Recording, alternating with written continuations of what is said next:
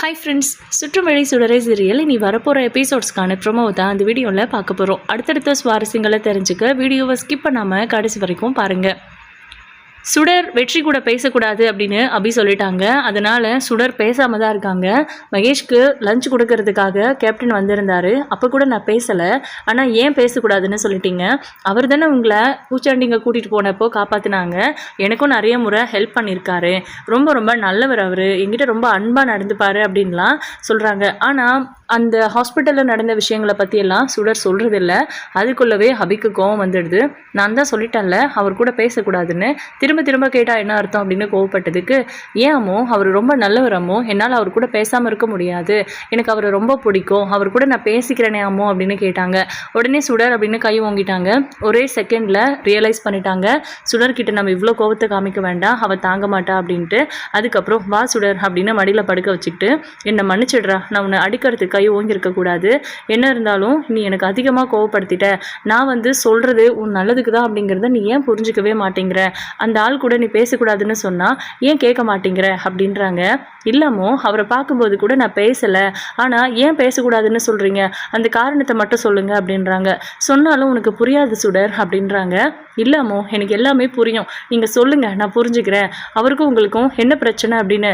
பிரச்சனைன்னு நான் சொல்லவே இல்லையே அப்படின்றாங்க. அதாவது எங்கள் வெற்றி தன்னோட ஹஸ்பண்ட் அப்படின்னோ சுடரோட அப்பானோ சுடருக்கு தெரிஞ்சிருமோ அப்படிங்கிற பயத்தில் ஒரு பதட்டத்தில் மாற்றி பேசுகிறாங்க. அப்போ நம்ம சுடர் இருந்துட்டு, ஏமோ இதுக்கு முன்னாடி நீங்கள் கேப்டனை பார்த்தது இல்லையா, அவருக்கும் உங்களுக்கும் எந்த சம்மந்தமும் இல்லையா அப்படின்னு கேட்குறாங்க. இல்லையே அப்படின்றாங்க நம்ம அபி. அப்புறம் எப்படி அவர் மோசமானவர் கெட்டவர் அப்படின்லாம் சொல்கிறீங்க, அவர் ரொம்ப நல்லவர், இதுக்கு முன்னாடி அவர் கூட நீங்கள் பழகி இருந்தீங்கன்னா கண்டிப்பாக அவர் நல்லவரும் நீங்கள் புரிஞ்சிருந்திருப்பீங்க. இப்போ கூட ஒன்றும் இல்லை, அவர் கூட பேசி பாருங்கள், எதனால் அவர் நீங்கள் வெறுக்கிறீங்க அப்படிங்கிறதுக்கு காரணமே இல்லாமல் போயிடும். யாரோ ஏதோ தப்பு பண்ணிட்டாங்க அப்படிங்கிற கோவத்தில் நீங்கள் கேப்டனையும் தப்பாக நினச்சிட்ருக்கீங்க அம்மோ, அவர் ரொம்ப நல்லவர் அம்மோ, அவர் கூட நீங்கள் பேசுங்க ப்ளீஸ் அப்படின்னு சொல்கிறாங்க.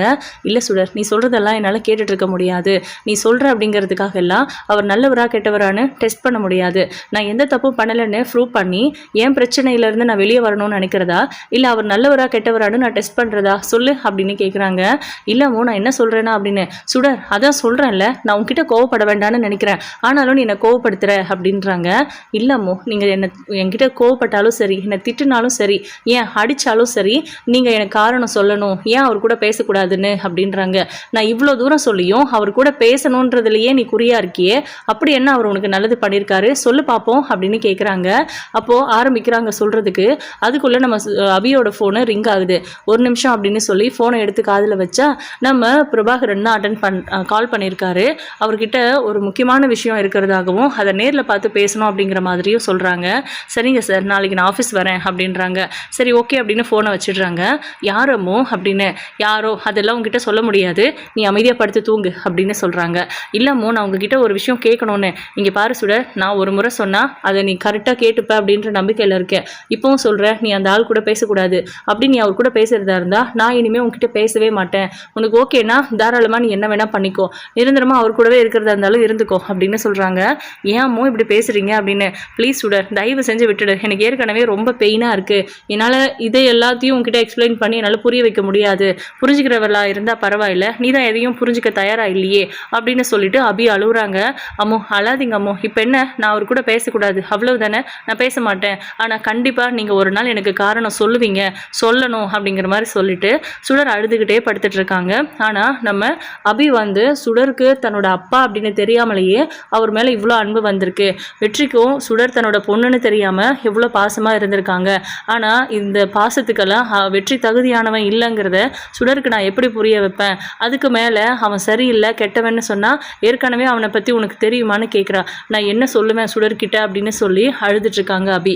ஆனால் அவங்க அழுகிறத சுடர் பார்க்குறதில்ல, சுடர் அழுகிறாங்க அப்படின்னு அபிக்கு தெரிஞ்சுதான் ரொம்ப வருத்தப்பட்டு இருக்காங்க. இந்த இடத்துல சுடரோட மனசை எப்படி தேத்த போகிறோம் அப்படின்னு ரொம்ப கவலையாக இருக்காங்க நம்ம அபி. இருக்கிற சொந்தங்கள் யார் கூடயும் பேசக்கூடாதுன்னு சொல்லிட்டாங்க. அதாவது சண்முகம், சரளா, தியா, தருண் 4 பேருமே சுடர் கூட பேசக்கூடாது, அபி கூட பேசக்கூடாது. இங்கே வந்துமே அவங்க தனியாக ஜெயிலில் இருக்கிற மாதிரி ஆயிடுச்சு. இதுக்கு பரோலில் வராமே இருந்திருக்கலாமே அப்படிங்கிற அளவுக்கு அபிக்கு தோண ஆரம்பிச்சிடுச்சு.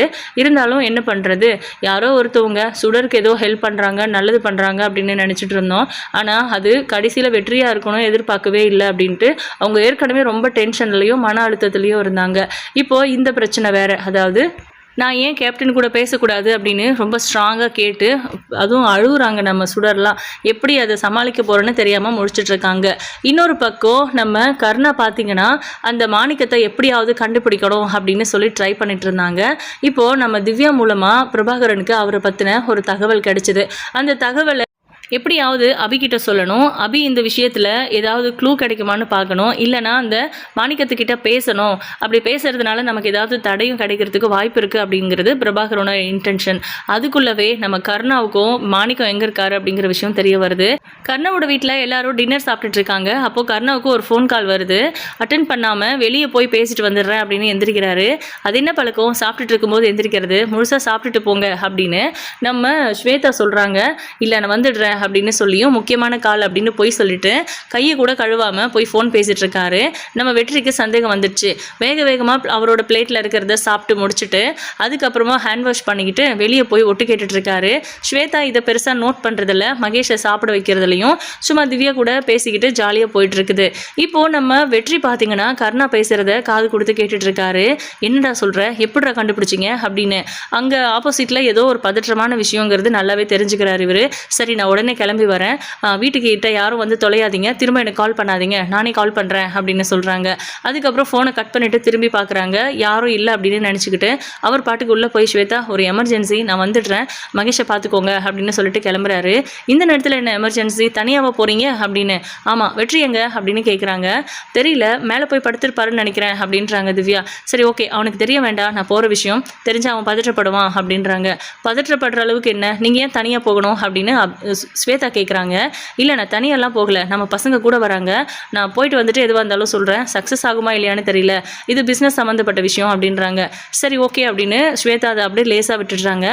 பிஸ்னஸ் சம்மந்தப்பட்ட விஷயம் எதுவாக இருந்தாலும் நான் பிஸியாக இருக்கேன், தூங்கிட்டு இருக்கேன், வெளியூர்லேயே இருக்கேன் அப்படின்னா கூட கண்டிப்பாக கர்ணா நம்மக்கிட்ட ஷேர் பண்ணிட்டு தான் இந்த விஷயத்தை ஹேண்டில் பண்ணுவான். இப்போ என்ன அவனே தனியாக கிளம்புறேன்னு சொல்கிறானே அப்படின்னு பயங்கர டென்ஷன் ஆகுறாரு வெற்றி. இப்போது கர்ணா கிளம்பி போனதுக்கு அப்புறம் கொஞ்சம் நேரம் கழித்து அவரோட 2 வீலரை எடுத்துக்கிட்டு அவரை ஃபாலோ பண்ணிட்டு போயிட்டுருக்காங்க. அப்படி போயிட்டு இருக்கும்போது திடீர்னு காரை காணோம். எங்கே போனா இவன் அப்படின்னு யோசிக்கிறாங்க. கர்ணாவுக்கு தெரியாது வெற்றி ஃபாலோ பண்ணிட்டு வர விஷயமும். பின்னாடி இதுன்னு எதையும் நோட் பண்ணாமல் அவர் பாட்டுக்கு பதற்றமாக போயிட்டுருக்க. ஒரு தோப்பு இருக்குது, அது புளியந்தோப்பா மாமர தோப்பா அப்படின்னு தெரியல. அந்த இடத்துல பார்த்தீங்கன்னா நல்லா ஃபுல்லாக இருட்டாக இருக்குது, லைட் வெளிச்சம் கூட கிடையாது. அப்போது அந்த கர்ணாவோட ஆட்கள் ஒரு 5-6 பேர் சேர்ந்துக்கிட்டு மாணிக்கத்தை கையை காலையெல்லாம் கட்டி போட்டுட்டு விட்டுருக்காங்க. இப்போ இவங்க முன்னாடியும் நம்மளால் எதையும் ஓப்பனாக பேச முடியாது அப்படின்னு யோசிச்சுட்டு சரி நீங்கள் கிளம்புங்க, இவனை நான் பார்த்துக்கிறேன் அப்படின்னு. அது எப்படி உங்களை தனியாக விட்டு போக முடியாதுல்ல அப்படின்றாங்க. இவனுங்களை எப்படி அனுப்புறது, சமாளிக்கணுமே அப்படின்னு யோசிச்சுட்டு நான் வெற்றியை வர சொல்லியிருக்கேன், அவன் வருவான், நீங்கள் கிளம்புங்க அப்படின்னு சொல்கிறாங்க. சரி ஓகேண்ணே பார்த்துக்கோங்க, எதுவாக இருந்தாலும் கால் பண்ணுங்க அப்படின்னு சொல்லிட்டு அவங்க அங்கேருந்து கிளம்பிடுறாங்க. இப்போ பார்த்தீங்கன்னா கருணா அவரை அந்த மாணிக்கத்தை ஒரு பக்கமாக பிடிச்சி இழுத்துட்டு வந்து ஒரு மரத்துக்கிட்ட தள்ளிட்டு கையிலேருந்து கன் எடுக்கிறாங்க. என்கிட்ட அடித்த பணம் எங்கடா அப்படின்னு. அதெல்லாம் இன்னும் இருக்குமா, அதெல்லாம் செலவு பண்ணியாச்சு அப்படின்றாங்க. பொய் சொல்லாதுடா, என்கிட்டயே ஏமாத்திட்டல, நீ என்கிட்ட கொடுத்த டாக்குமெண்ட் எல்லாமே ஃபேக் ஆனது அப்படின்னு. அது ஃபேக்கெல்லாம் கிடையாது, டியூப்ளிகேட் அவ்வளோதான், பட் அது எல்லாமே உண்மையான டாக்குமெண்ட் அப்படின்னு சொல்கிறாங்க. உனக்கு எப்படி அந்த விஷயம்லாம் தெரியும் அப்படின்னு கேட்குறாங்க. எப்படியோ தெரியும், அபி கொலை பண்ணலைங்கிறதும் எனக்கு தெரியும், கொலை பண்ணது நீதாங்கிறதும் எனக்கு தெரியும். இந்த விஷயத்தில் நீ இவ்வளோ பயப்படும் போது என்னால் கண்டுபிடிக்காமல் இருக்க முடியுமா? நீயே கொலை பண்ணிவிட்டு அபி மேலே பழியை போட்டு ஃப்ரெண்டுன்னு அந்த வெற்றியை உன் கூட வச்சுக்கிட்டு அவனையே வந்து உன்னோட அடியால் மாற்றிட்டல, ஒரு குடும்பத்தையே பாலாக்கி இருக்கிற. நீ ஒரு குடும்பத்தோட சந்தோஷத்தையே கெடுத்திருக்க, உன்னால் அழிஞ்ச குடும்பங்களோட கணக்கை விரல் விட்டு எண்ணி சொல்ல முடியாது அப்படின்னு சொல்லிட்டு ரொம்ப ஆதங்கமாக பேசுகிறாரு மாணிக்கம். உன்னை இதோட விட்டாதானடா, உன்னோட கதை இதோட க்ளோஸு, உங்ககிட்ட இருக்கிற பணம் எங்கே இருந்தாலும் அது என் கைக்கு வந்துடும், நீ வேணா பாரு, இந்த கர்ணாவை பற்றி என்னடா நினச்ச அப்படின்னு சொல்லி கன் எடுத்து அவரோட நெத்தியில் ஷூட் பண்ணுறதுக்கு கரெக்டாக வைக்க இவர் என்ன பண்ணுறாருனா அந்த கன்னை இவரோட காலால் மாணிக்கம் உதச்சி அது கீழே தள்ளிடுறாங்க. இப்போ எஸ்கேப் ஆகிறதுக்காக பண்ணால் கையிலேருந்து அந்த கட்டை அவுத்துட்டு ஒரு கட்டையால் அது ஈட்டி மாதிரி இருக்குது அதை எடுத்துகிட்டு வந்து கர்ணாவை குத்துறதுக்கு வராங்க. 2 பேருக்கும் சும்மா கொஞ்ச நேரம் கை கலப்பு சண்டை வருது. அதுக்கப்புறமா அவர் அந்த ஈட்டி மாதிரி இருக்கிறத எடுத்துகிட்டு வந்து குத்த வரும்போது கரெக்டாக வெற்றி அங்கே என்ட்ரி ஆகுறாரு. ஃப்ளாஷ்பேக்கில் நம்ம வெற்றி பார்த்தீங்கன்னா கர்ணா கிட்ட இருந்து போனாங்க இல்லையா அடியாட்கள், அவங்கள பார்த்துட்டு எங்கேருந்து வரீங்க அப்படின்னு கேட்குறாங்க. இந்த மாதிரி தான் தோப்பில் அப்படின்னு சொல்கிறாங்க. கர்ணா உங்கள் கூட தானே இருந்தான் அப்படின்னு கேட்கும்போது அவர் நான் பார்த்துக்கிறேன்னு சொல்லிட்டாங்க. அந்த மாணிக்கத்தை கையும் களவுமாக பிடிச்சிட்டோம், அதனால தான் அவர் அங்கே பேசிக்கிட்டு இருக்காங்க. கண்டிப்பாக அவனோட கதையை இன்னைக்கு க்ளோஸ் பண்ணிடுவாருன்னு நினைக்கிறோம். இல்லை என்ன பண்ணுவாரோ தெரியல, அவரே டீல் பண்ணிக்கிறதா சொல்லிட்டாரு அப்படின்றாங்க. சரி ஓகே, எந்த இடம்னு டீட்டெயிலாக கேட்டுட்டு நீ வருவன் தான் அவர் வெயிட் பண்ணிட்டு இருக்காரு போனேன் அப்படின்னு சொல்கிறாங்க. அவங்களும் சரி ஓகே அப்படின்னு அவங்ககிட்ட டீட்டெயில்ஸை கலெக்ட் பண்ணிக்கிட்டு இங்கே வராரு. இங்கே வந்து பார்க்கும்போது அந்த ஈட்டியால் குத்துறதுக்காக கர்ணாவை நோக்கி மாணிக்கம் வரும்போது எங்கே கர்ணாவை குத்திடுவானோ அப்படிங்கிற பயத்தில் அவரை தள்ளி விட்டுட்டு வெற்றி அவரோட வயிற்றுல அந்த குத்து பட்டுறது. அப்போ நல்லாவே பிளட்லாம் வந்துடுச்சு. மாணிக்கம் திருன்னு முழிச்சிட்டு இருக்காரு. கொஞ்ச நேரம் கழித்து தான் அங்கே என்ன நடந்துச்சு அப்படிங்கிறதையே கர்ணா உணர்றாரு. நம்ம வெற்றியோட வயிற்றுல காயம், அவங்க கர்ணாவை குத்த வந்தது, வெற்றிக்கு குத்துப்பட்டுருச்சு. அவர் ரொம்ப தத்தளிச்சுட்டு நிற்கிறாரு. ஆனால் கர்ணாவை விட்டுறக்கூடாது அப்படிங்கிறதுக்காக மாணிக்கம் கர்ணாவையும் குத்த போகும்போது வெற்றி மாணிக்கத்தை பிடிச்சி அடிக்கிறாங்க. அதுக்கப்புறம் கையில் இருக்கிறத கீழே போட்டுட்டு அவர் ஓடி போயிடுறாரு. இப்போ பார்த்தீங்கன்னா கர்ணா வெற்றியை காப்பாற்றலாமா வேணாவா அப்படிங்கிற மாதிரி யோசிக்கிறாரு.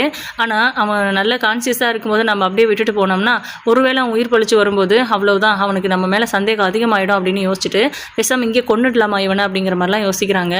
அப்போது நம்ம வெற்றி வழியால் துடிக்கிறத பார்த்துட்டு சரி இவனை ஃபஸ்ட்டு காப்பாற்றலாம், இவனுக்கு நம்ம மேலே நம்பிக்கை வரணும்ல அப்படிங்கிற மாதிரி யோசிச்சுட்டு நீ எதுக்கு இங்கே வந்த அப்படின்னு கத்துறாரு. உன்னை அதாவது ரொம்ப பதற்றமாக இருந்த, எப்படி தனியாக போகும்போது பார்த்துட்டு இருக்க முடியும் அப்படின்னு கேட்குறாங்க. நான் தான் அடியாட்களோட வருவேன்னு தெரியாது அவனுக்கு அப்படின்றாங்க. என்ன கருணாயினி அவன்கிட்ட இந்த மாதிரி தனியாக எதுக்கு வந்து மாட்டினேன் அப்படின்றாங்க. அவன் தான் என்கிட்ட சிக்கியிருந்தான்னு நினச்சேன், கடைசியில் அவன்கிட்ட நான் சிக்கிட்டேன், இப்போது நீ அவன்கிட்ட மாட்டிக்கிட்ட, பாரு வா ஹாஸ்பிட்டலுக்கு போகலாம் அப்படின்னு கூப்பிடுறாங்க. இல்லை கருணா அதெல்லாம் ஒன்றும் இல்லை பார்த்துக்கலாம் அப்படின்னு. டே வெற்றி இங்கே பாரு பிளட் எவ்வளோ போகுதுன்னு, என்ன விளையாடுறியா நீ, வா போகலாம் அப்படின்னு சொல்லி வெற்றி கருணா ஹாஸ்பிட்டலுக்கு கூப்பிட்டு போய் அட்மிட் பண்ணுறாரு. எப்படி இது நடந்துச்சு அப்படின்னு கேட்குறாங்க. எப்படி நடந்துச்சு, இது போலீஸுக்கு போகிறது இதெல்லாம் எதுவுமே வேண்டாம், உங்களுக்கு தான் தெரியும்ல என்னோட ஃப்ரெண்டு, அவனை எப்படியாவது காப்பாற்றுங்க அப்படின்னு சொல்கிறாங்க. இது எல்லாத்தையும் கருணா சொல்லும்போது வெற்றி பார்த்துட்டு தான் இருக்காரு. இப்போது ஐசியூவில் அட்மிட் பண்ணுறாங்க. ரொம்ப சீரியஸாக இருக்கார் அப்படிங்கிற மாதிரி சொல்கிறாங்க. கொஞ்சம் ஆழமாக போயிடுச்சு அந்த குத்து, என்ன நடந்தது அப்படின்னு கேட்குறாங்க. நான் சொல்கிறேன் ஆனால் போலீஸ் வரைக்கும் போகக்கூடாது அப்படின்னு சொல்லிட்டு எதிரிகளால் எனக்கு நிறைய ஆபத்து இருந்துச்சு. எப்போவுமே நான் எங்கேயும் தனியாக போக மாட்டேன். என் பசங்களோட நான் வெளியில் போயிருந்தேன். அப்போது திடீர்னு ஒருத்தன் என்ன இந்த மாதிரி ஒரு கொம்பு மாதிரி இருந்துச்சு, ஈட்டி மாதிரி இருந்துச்சு, அதை கையில் வச்சுக்கிட்டே என்னை தாக்க வந்தான். அப்போ கரெக்டாக வெற்றி முன்னாடி வந்து என்னை தள்ளி விட்டுட்டு அவன் அந்த குத்தை வாங்கிக்கிட்டான், என்னை காப்பாற்ற போய் அவன் மாட்டிக்கிட்டான். மற்றபடி இது போலீஸ்க்கெல்லாம் தெரிய வேண்டாம், எனக்கு தான் அசிங்கம், என் மேலே இருக்கிற பயம் எல்லாம் போயிடும், நான் என்னோட பிஸ்னஸ்க்கே இது பெரிய பிரச்சனையாகும் அப்படிங்கிற மாதிரி சொல்கிறாங்க. ஓகே அப்படின்னுடுறாங்க அவங்களும். அதுக்கான லஞ்சம் கொடுத்தா வேலையாகிறது அப்படிங்கிற மாதிரி கருணாவோட பிளானு. இப்போது வெற்றியை ஹாஸ்பிட்டலில் அட்மிட் பண்ணதோடு சரி, கருணா இதை பற்றி வீட்டில் யாருக்கிட்டையும் சொல்கிறதில்ல. சொன்னால் மாணிக்கத்தை பற்றி பேசணுமே அப்படிங்கிறதுனால அவன் சரியாகி வரட்டும், அதுக்கப்புறம் வெற்றிக்கிட்ட பேசிக்கலாம் அப்படின்னு சொல்லிட்டு இப்போது இவர் வீட்டுக்கு போகிறாரு. பசங்களை வச்சு பார்த்துக்க சொல்லிட்டாரு. அவன் சரியாகி வீட்டுக்கு வர வரைக்கும் இது யாருக்கும் தெரிய வேண்டாம் அப்படின்னும் புலிக்கிட்டையும் சொல்லிட்டு புலியை ஹாஸ்பிட்டலுக்கு போக சொல்லிடுறாங்க. இங்கே நம்ம கருணா வீட்டுக்கு யாருக்கும் தெரியாமல் கமுக்கமாக வந்து அவர் பாட்டுக்கு இருக்காரு. அடுத்த நாள் காலையில் வெற்றியை நேற்றுலேருந்து காணோம், எங்கே போனான்னு தெரியல அப்படின்னு திவ்யா கேட்க, அவனை நான் தான் ஒரு வேலை விஷயமா வெளியூர் அனுப்பியிருக்கேன், அவன் வர்றதுக்கு 2-3 நாள் ஆகும் அப்படின்னு சொல்கிறாங்க. 2-3 நாள் வேலையா, தனியாலாம் அனுப்ப மாட்டிங்களேன்னு அப்படின்னு கேட்குறாங்க. இல்லை நான் அவரை தனியாக தான் அனுப்பியிருக்கேன் அப்படிங்கிற மாதிரி சொல்லிடுறாங்க. அதையும் எல்லாரும் நம்பிடுறாங்க. இந்த பக்கம் பார்த்தீங்கன்னா அபிக்கு அந்த சர்ஜரி பண்ண இடத்துல அடிக்கடி பெயின் வந்துக்கிட்டே இருக்குது, ஹாஸ்பிட்டலுக்கு போகணும் அப்படின்னு நினைக்கிறாங்க. சண்முகம் கிட்ட தான் ஹெல்ப் கேட்கணும்னு யோசிக்கிறாங்க. பட் எந்த பேச்சுவார்த்தையும் இருக்கக்கூடாது அப்படின்னு சொன்னவங்க கிட்ட நம்ம எப்படி பேச முடியும் அப்படின்ட்டு அபி கொஞ்சம் தயங்கிட்டு இருக்காங்க. சுடரை ஸ்கூலில் ட்ராப் பண்ணிவிட்டு ஹெல்த் செக்கப்புக்காக ஹாஸ்பிட்டலுக்கு வராங்க. அங்கே தான் புளியை பார்க்குறாங்க. புளியை பார்த்த உடனே அபி பயங்கரமாக கோவப்படுறாங்க. எதுக்கு என்னை இப்படி ஃபாலோ பண்ணுறீங்க, எங்கே வெற்றி எங்கே அப்படின்னு கோவமாக கேட்குறாங்க. இல்லை அபி நாங்கள் உங்களை ஃபாலோ பண்ணலை, ஆக்சுவலாக வெற்றிக்கு வயிற்றில் அடிபட்டிருக்கு அப்படின்னு சொல்கிறாங்க. வயிற்றில் அடிபட்டிருக்கா, என்ன உளறீங்க அப்படின்னு கேட்குறாங்க. ஆமாம் கர்ணவுக்கு ஒரு ஆபத்து, அதை வெற்றி வாங்கிக்கிட்டான், அவன் வயிற்றில் நல்லா எவனோ ஒருத்தர் எதையாலையோ குத்தியிருக்கான். எப்படி இது நடந்துச்சுங்கிறத கூட கர்ணா முழுசாக சொல்லலை, யாருக்கும் தெரிய வேண்டாம், தொழில் மற்றவங்களுக்கெல்லாம் தொழில் தொழில் பண்ண முடியாது, பயம் போயிடும் நம்ம மேலே அப்படின்னு சொல்லி வெளியே தெரியாமல் பார்த்துக்கணும்னு சொல்லியிருக்காரு அப்படிங்கிற மாதிரி சொல்கிறாங்க. இது ஏதோ சொல்கிறாங்க, அதெல்லாம் அபியால் ஏற்றுக்க முடியல. முதல்ல இவனுக்கெல்லாம் இப்படி தான் ஆகும் அப்படிங்கிற மாதிரி. அப்போது டாக்டர் என்ன சொன்னாங்க, உயிருக்கு எதுவும் ஆபத்தா அப்படின்னு கேட்குறாங்க. என்ன அபி கொஞ்சம் கூட மனசாட்சியே இல்லாமல் அப்படின்னு. மனசாட்சியை பற்றியெல்லாம் நீங்கள் பேசக்கூடாது அப்படின்னு சொல்கிறாங்க. கண் முழிக்கவே இல்லை, என்ன ஏதுன்னு தெரியல. கர்ணாவும் திரும்பி வரல, பணத்தை மட்டும் என்ன எவ்வளோ செலவாகுதோ பார்த்துக்க சொல்லியிருக்காங்க. வெற்றி கண் விழிச்சாதான் ஆச்சு அப்படின்னு சொல்கிறாங்க. ஒரு கட்டத்தில் நம்ம அபியால் சும்மா இருக்க முடியல. ஹாஸ்பிட்டலில் அவங்களோட செக்கப்லாம் முடிச்சுட்டு கிளம்பும்போது ஏதோ ஒரு விஷயம் வெற்றியை பார்க்கணும் அப்படின்னு அவங்களுக்கு தோண ஆரம்பிக்குது. நான் வெற்றியை பார்க்கலாமா அப்படின்னு கேட்குறாங்க. போங்க அபி, நீங்கள் போய் பாருங்க அப்படின்னு சொல்கிறாரு புலி. இப்போ பார்த்தீங்கன்னா வெற்றிக்கிட்ட பேசுகிறதுக்காக அபி உள்ளே போகிறாங்க. அங்கே போகும்போதே அவங்களுக்கு ஒரு மாதிரியாக இருக்குது. பேசலாமா, நம்ம வாய்ஸ் கேட்டால் எந்திரிப்பானா அப்படிங்கிற மாதிரி. இருந்தாலும் வேண்டாம் அப்படின்னு சொல்லிட்டு அமைதியாக பார்த்துட்டு வெளியே வந்துடுறாங்க. கண் முடிச்சிருவாரு, ஒன்றும் பயப்படாதீங்க அப்படிங்கிற மாதிரி சொல்லிட்டு ஒருவேளை சரியாயிட்டாருன்னா எனக்கு ஃபோன் பண்ணுங்கன்னு அவருங்க கிளம்பி வீட்டுக்கு போயிடுறாங்க. வெற்றியை பார்க்கணுன்னு தோணுது, அவருக்கு எதுவும் ஆயிடக்கூடாதுன்னு தோணிட்டே இருக்கு. கோவிலில் போய் அபி வெற்றிக்காக அவருக்கு சரியாயிடணும் அப்படின்னு வேண்டிக்கிட்டு அவங்களுக்காக ஒரு பூஜை பண்ணுறாங்க. கூடவே ஒரு பரிகாரமும் பண்ணுறதா வேண்டிட்டு வந்துட்டு இருக்காங்க. இப்போது பிரபாகரன் ஃபோன் பண்ணி, என்னாச்சு அபி, நான் கூப்பிட்டுருந்தேன் வரவே இல்லை, நீங்கள் இந்த விஷயத்தை பற்றி ஃபோனில் பேச முடியாது, ரொம்ப கான்ஃபிடென்ஷியல் அப்படின்னு சொல்கிறாரு. இல்லை இந்த மாதிரி தான், எனக்கு சர்ஜரி பண்ணது ரொம்ப பெயினாக இருந்துச்சு, ஹாஸ்பிட்டலுக்கு போயிட்டு வந்தேன் அப்படின்றாங்க. ஓ அப்படியா, ஓகே அப்படின்னு. அப்புறம் சார் நான் உங்ககிட்ட ஒரு முக்கியமான விஷயம் சொல்லணும் அப்படின்னு ஃபோன் பேசிகிட்டு இருக்காங்க. ஆக்சுவலாக எதர்ஜியாக சுடர் அதை கேட்டுடுறாங்க. அதாவது நம்ம அபி சொல்கிறாங்க, வெற்றிக்கு வயிற்றில் ஏதோ அடிபட்டிருக்கு, யாரோ எதுலேயோ குத்தி இருக்கான், அவன் ரொம்ப உயிருக்கு போராடிட்டு இருக்கிற மாதிரி தெரியுது அப்படிங்கிற மாதிரி சொல்கிறாங்க. என்ன அப்படி இவ்வளோ சாதாரணமாக சொல்கிறீங்க அப்படின்னு.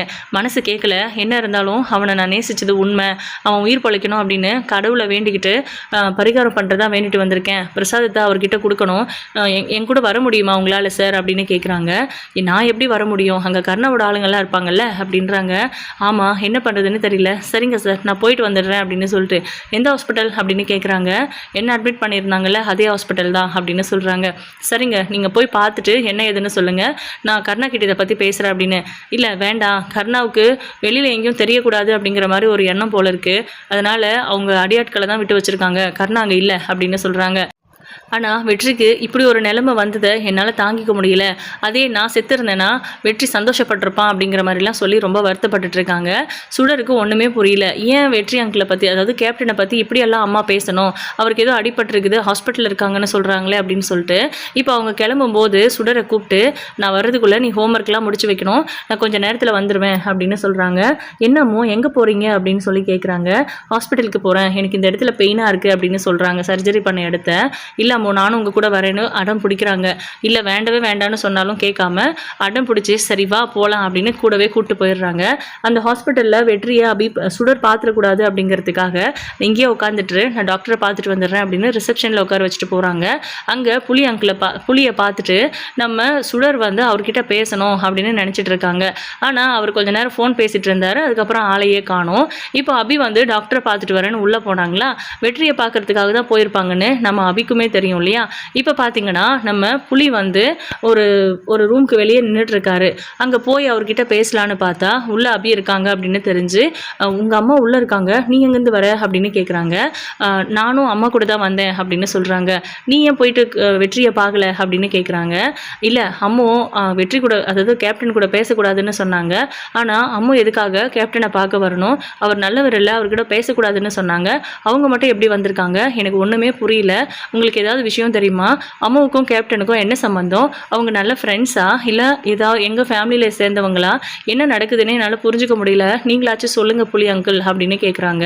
இல்லை பாப்பா அதெல்லாம் நீ தெரிஞ்சுக்க கூடாது அப்படின்னு, ப்ளீஸ் நீங்கள் சொல்லுங்கள் அப்படின்னு கேட்குறாங்க. அதுக்கப்புறம் புலி மனசு கேட்காம வெற்றி தான் உன்னோட அப்பா அப்படின்னு சொல்லிடுறாரு. என்ன சொல்கிறீங்க அப்படின்னு ஷாக் ஆகுறாங்க.